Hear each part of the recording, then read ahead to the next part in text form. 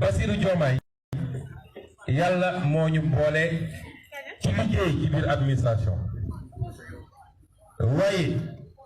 bi may Ousmane Sonko ba léegi ak bi ma dalee ràññee ba léegi néew na ma gis déglu leen ma baax ma wax leen ko parce que mën na am na dimension yu ngeen xamul ci moom néew na ma gis ku jubee ni moom néew na ma gis ku jubee ni Bassirou Diomaye Faye néew na ma gis ku dëggu ni moom néew na ma gis ku compétent ni moom néew na ma gis ku gore ni moom bu nekk nag naa leen wax li tax moom dañoo bokkoon liggéey bi ñu bokk muy liggéey bu doy waar ndax ñëpp xam nañ ni fu ñu la nee impôt et domaine